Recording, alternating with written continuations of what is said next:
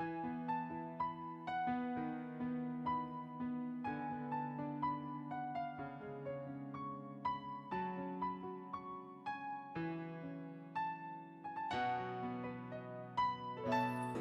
te adorar, foi que eu nasci. Quero viver para te servir. Usa minha vida como instrumento de louvor pra te honrar e demonstrar o meu amor por ti.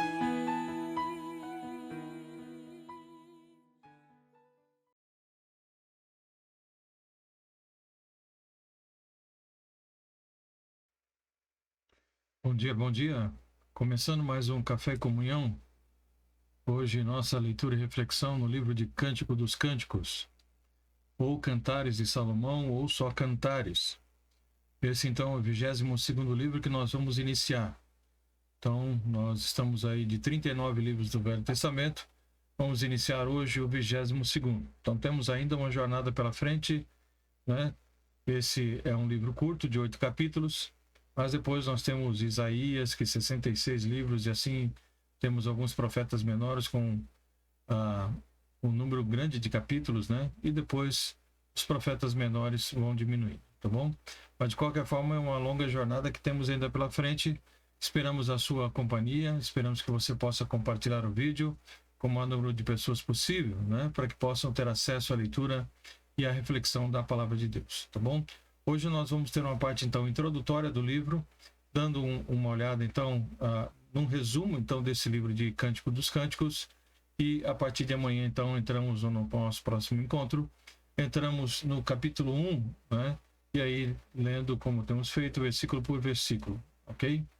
E olhando, então, para o texto propriamente dito. Mas hoje, então, vamos ficar com essa parte introdutória, o resumo, então, do livro, tá bom? Tá bom? O tema do livro de Cântico dos Cânticos é o amor verdadeiro. Cantares, ele é uma história de amor que glorifica o amor puro e natural e focaliza a simplicidade e a santidade do matrimônio. O livro de Cânticos dos Cânticos é um poema de amor. Então, é um livro tido como de sabedoria, mas também é classificado como um livro poético. Então, é um livro que fala de amor, onde o nome de Deus não é mencionado, né? E não há nenhuma referência à oração ou louvor a Deus, ok? Salomão deve ter composto esse livro no início do seu reinado, por volta de 965 a.C., muito antes de sua execrável poligamia. Há alguns que dizem que não foi Salomão que escreveu, alguns mencionam o profeta Ezequiel, outros dizendo que talvez uma outra pessoa anônima, mas uma grande maioria aceita o fato de que deve realmente ter sido escrito por Salomão. O título hebraico desse livro, ele pode ser traduzido literalmente por o Cântico dos Cânticos, né? E isso expressa justamente o que significa, né? Quando há essa expressão. Cântico dos Cânticos está dizendo que é o maior cântico. Assim como o Rei dos Reis significa o maior rei. Tá? Então é, portanto, o maior cântico nupcial já escrito. Então, por isso a expressão Cântico dos Cânticos. O nome em hebraico, a frase, é Lishimoló, e pode ser entendido de várias maneiras, né? Como de, para ou sobre Salomão. Eu vou colocar aqui rapidinho, só para você ter uma ideia, né? Para nós vermos aí, ele diz Cântico dos Cânticos, que é de Salomão.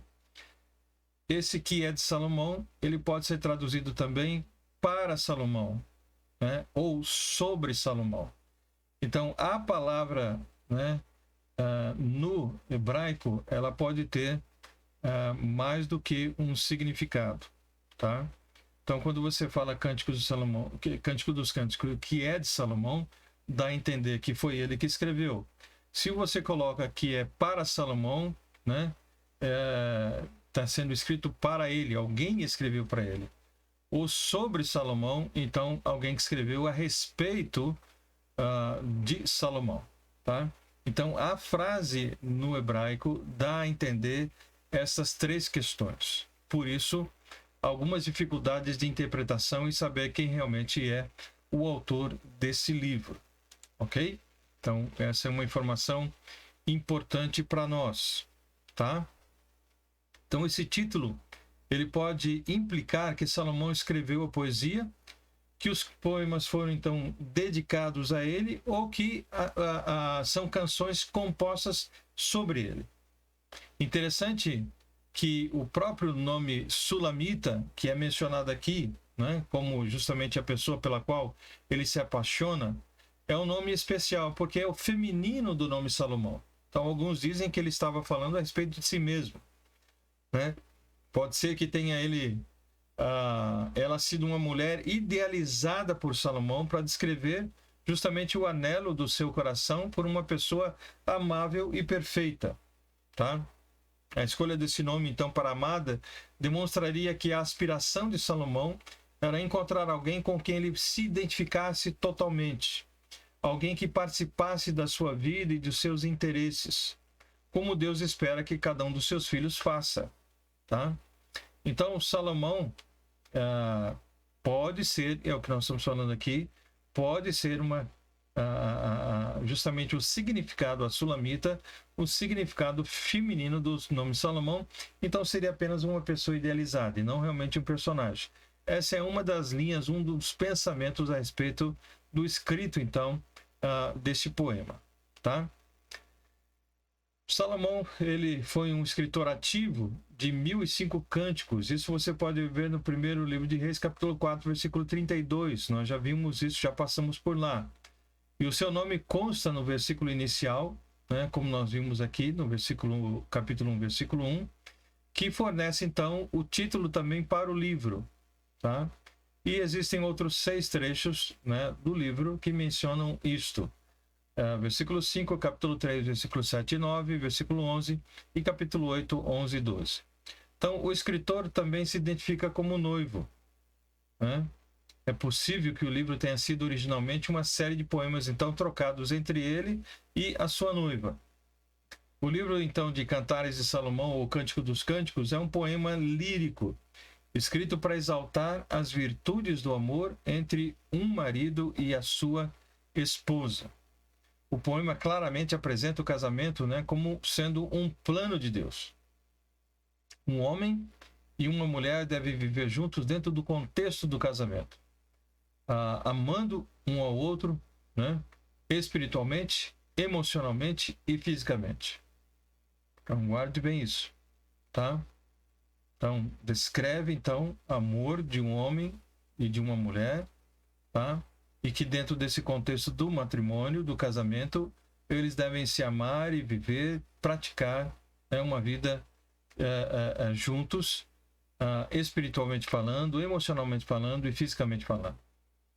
A personagem, então, central do livro é essa jovem Sulamita, né, descrito como a mais bonita entre todas as mulheres daquela época. Então, o rei Salomão fica encantado com ela, passando a cortejá-la e desejá-la como sua esposa. Então, durante todo o livro, Salomão aborda o amor em seu significado mais puro, engrandecendo o amor conjugal como virtude oferecida por Deus, tá? Então, essa virtude é dada por Deus justamente para esse casal.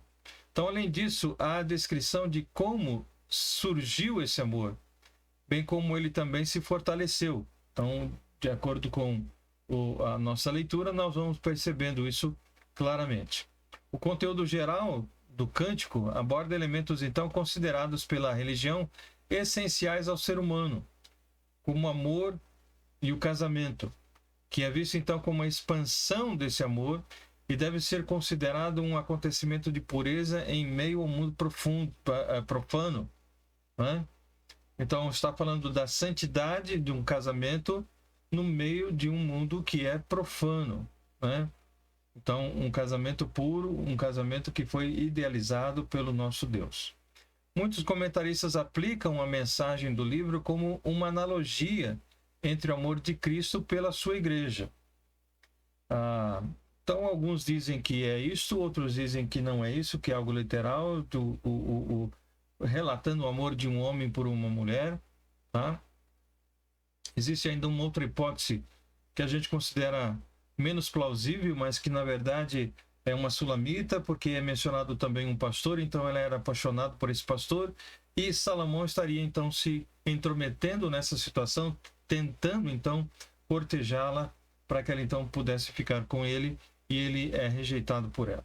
Tá? Então existem algumas situações aí de interpretação de algumas pessoas. Mas desde que se mantém então em mente que a mensagem de Cantares de Salomão, pelo menos de uma forma primária, né, aborda a bênção do amor entre o homem e mulher dentro do casamento, então essas interpretações que são alegóricas não são problemáticas.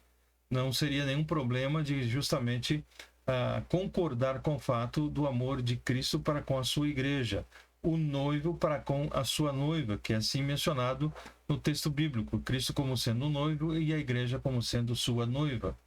Então isso porque de fato a Bíblia frequentemente, né, na Bíblia frequentemente nós vemos o relacionamento de Deus com o seu povo escolhido, que é retratado através de uma figura de matrimônio, tá?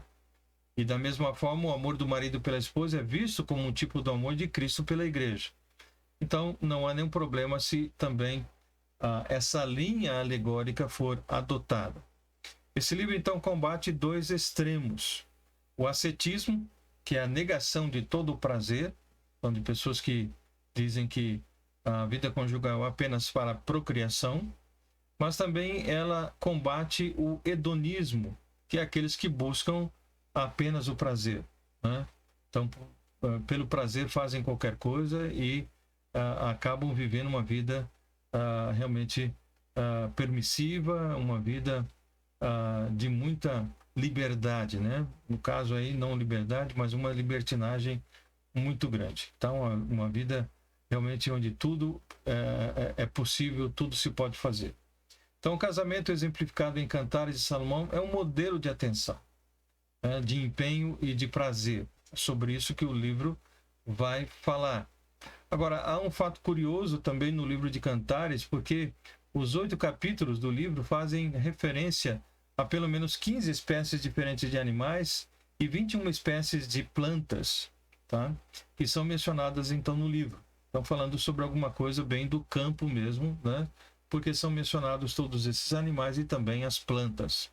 Então, esses dois campos foram investigados, né? Tanto os animais como as plantas, por Salomão, né?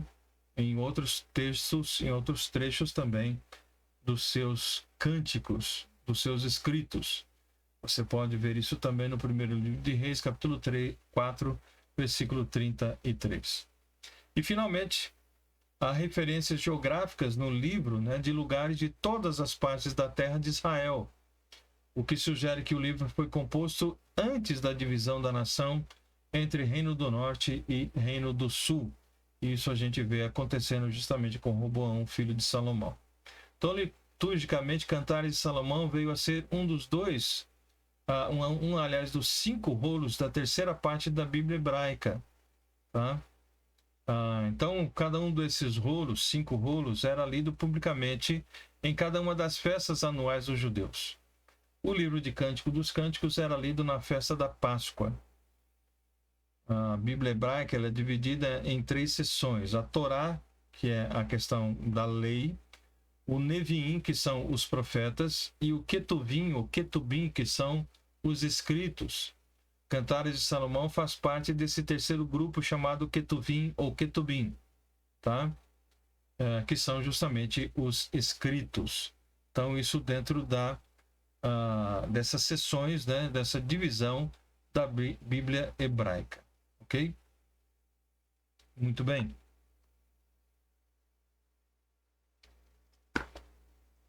A poesia toma a forma de um diálogo, então, olhando para o aspecto de todo o livro, de um diálogo entre um marido, né, que seria o rei, e a sua esposa, que seria uma sulamita, tá?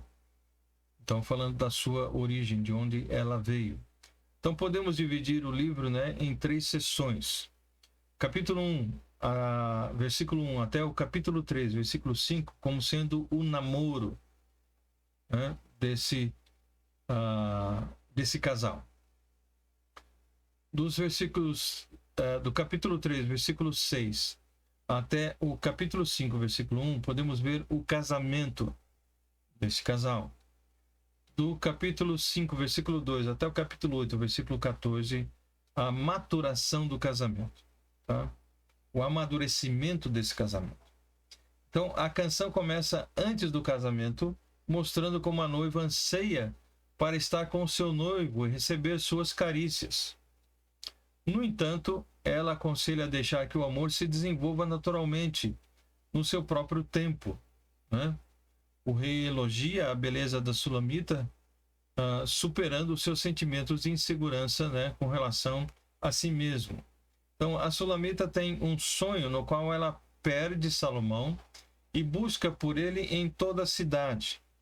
Então, dentro do seu sonho, ela perde Salomão de vista, não sabe onde ele está, e ela vai então procurá-lo por toda a cidade. Tá? Com a ajuda dos guardas da cidade, ela encontra o seu amado e fica com ele até levá-lo a um local seguro. Ao acordar, ela repete então seu conselho para não forçar, né, a questão do amor entre eles. Na noite de núpcias, o marido novamente elogia a beleza da sua esposa e, em linguagem altamente simbólica, a mulher convida o seu cônjuge para participar de tudo o que ela tem para oferecer.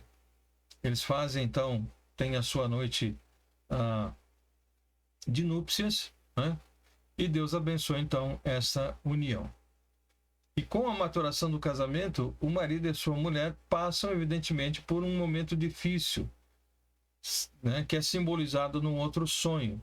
E evidente, quando nós olhamos para a vida de um casal, uma vida de pessoas que já contraíram matrimônio, nós sabemos que a vida não é só de rosas, só de romance. Tem seus espinhos, tem suas dificuldades, né? Seus problemas. E no caso aqui de Salomão ou do rei Sulamita, isso não seria diferente. E dentro desse momento difícil que eles estão vivendo, ela novamente tem um sonho, né? E nesse segundo sonho, a Sulamita, ela repele o seu marido e ele sai de casa. E aí, como ela se sente culpada, né, pelo fato dele ter saído de casa, ela procura por ele por toda a cidade. E ela pede novamente a ajuda dos guardas. Só que agora, em vez desses guardas a ajudarem, como no primeiro momento, ela é espancada por esses soldados, por esses guardas, né? E dentro desse sonho em que ela é espancada, isso é simbólico da sua consciência que está pesada, que está pesarosa por aquilo que ela fez, ou seja, de estar expulsando o seu marido de casa. As coisas então têm um final feliz, com os amantes se encontrando e se reconciliando. É isso que vai mostrar o texto. Então, quando o cântico termina, o marido e a esposa estão confiantes e seguros no seu amor. Eles cantam sobre a natureza permanente do verdadeiro amor e deixam claro que muitos querem estar na presença, que muito querem, aliás, estar na presença um do outro, tá? E que não querem que isso aconteça mais, esse tipo de desentendimento entre eles. Finalizando, dentro de uma aplicação prática, então, desse livro de Cântico dos Cânticos, Cantares de Salomão ou só Cantares, nós podemos perceber que nosso mundo está confuso sobre o casamento. A prevalência do divórcio e de tentativas modernas de redefinir o que é o casamento estão realmente de uma forma muito clara, muito evidente, em contraste com o livro de Cantares de Salomão. O casamento, diz o poeta bíblico aqui, deve ser comemorado, desfrutado e reverenciado, e não banalizado, como nós vemos nos dias de hoje, né? Onde as pessoas se casam já sabendo que vão se separar, casam já com uma data de validade, casam com um contrato já pronto para ver o que vão receber com isso. Então, na verdade, aqui o livro fala sobre o contrário de tudo isso, vai na contramão de tudo isso, né? Temos aqui no livro orientações práticas para fortalecimento do casamento. E isso é importante e espero que, se você esteja passando por algum problema, alguma dificuldade no seu casamento, em lendo conosco, em refletindo sobre o texto, isso possa lhe ajudar a refletir sobre como deve se comportar e quais as atitudes práticas que você pode utilizar para então reavivar o seu casamento, reativar o seu casamento, tá? Então isso é muito importante. Essa é uma finalidade bíblica realmente do amor de Deus, do desejo de Deus de ver casais que sejam unidos realmente por toda a sua vida e exaltando e glorificando a Deus com essa atitude, tá? Então nós vemos algumas coisas aqui, algumas dicas, algumas orientações práticas a respeito de como manter o casamento. Em primeiro lugar, dê ao seu cônjuge a atenção de que ele ou ela necessita. Tire o tempo necessário para realmente conhecer o seu cônjuge, tá? Então isso é importante, um conhecer muito bem ao outro. Então a comunicação é algo importante aí. Dê atenção a ele, dê atenção a ela. Em segundo lugar, encorajamentos e elogios e não críticas são uma parte vital de um relacionamento bem-sucedido, né? É desejo, e é o desejo de Deus, aliás, e é uma atitude responsável para manter um bom relacionamento, né? Que haja encorajamento e elogios em vez de críticas, né? Que não vão ajudar em nada a vida um do outro, tá? Em terceiro lugar, desfrute um do outro, né? Passem tempo juntos, sejam criativos dentro desse tempo em que vocês vão passar juntos, né? Seja alguém bem-humorado um com o outro, né? Agradeça a Deus pelo presente que você recebeu, que é o seu marido ou a sua esposa, o presente que Deus lhe deu, que é o casamento, o amor conjugal. Agradeça a Deus por isso. Você, né, marido, você, esposa, tenha essa atitude diária. E em quarto lugar, faça o que for necessário para reafirmar o seu compromisso com o seu cônjuge.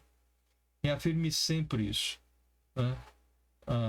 As pessoas muitas vezes desistem muito facilmente e esquecem-se do compromisso que assumiram um com o outro. E é necessário sempre reafirmar esse compromisso, lutando contra os problemas e dificuldades e permitindo com que essas situações possam solidificar o seu casamento e não ruir com o seu casamento, tá? Renove os seus votos, resolva problemas, né? E não considere o divórcio como uma solução para resolver os problemas, tá? Eu não estou dizendo que isso nunca virá a acontecer, mas isso acontece de uma forma muito fácil porque as pessoas têm preguiça de lutar pelo seu casamento. Tem preguiça, tem má vontade, indisposição em lutar pela vida conjugal.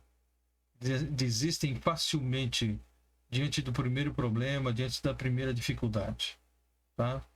Então, aí querem o divórcio, e o divórcio não é solução justamente para esses problemas, ok?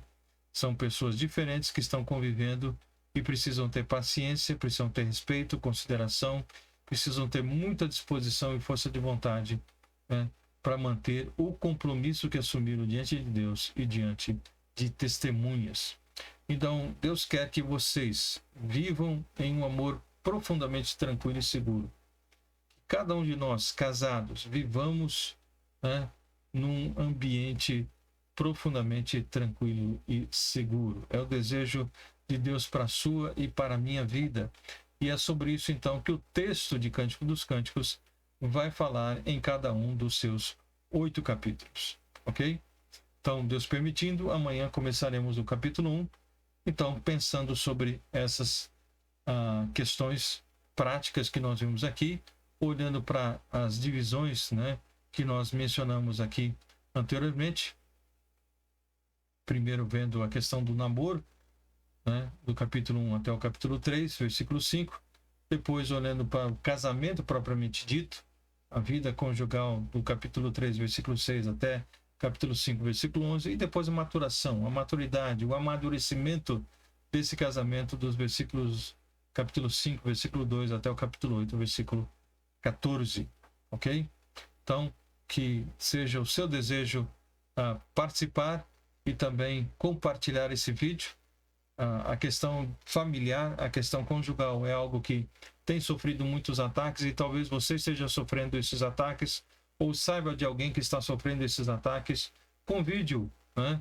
Ou ele ou ela, para ouvir, para conosco compartilhar desse momento, porque a palavra de Deus ela pode transformar essas vidas que estão em crise, trazendo para elas solução, trazendo para elas um bálsamo, um alento, trazendo para elas orientações para que possam mudar o rumo dessa situação que às vezes pode já estar crítica, tá? Mas Deus ele pode tratar com o casal e trazendo realmente renovação para a vida conjugal. Então, compartilhe, abençoe a vida de pessoas com esta palavra, ok? Então, nosso próximo encontro, Deus permitindo, nós então entraremos especificamente no capítulo 1, em todos os seus versículos, para podermos refletir então sobre aquilo que foi o namoro desse casal, ok? Que Deus abençoe a todos vocês, tenham todos um bom dia, debaixo da graça e orientação do Senhor, e próximo encontro nosso estaremos juntos, então, se Deus assim permitir, ok? Um forte abraço e até amanhã, se Deus assim permitir.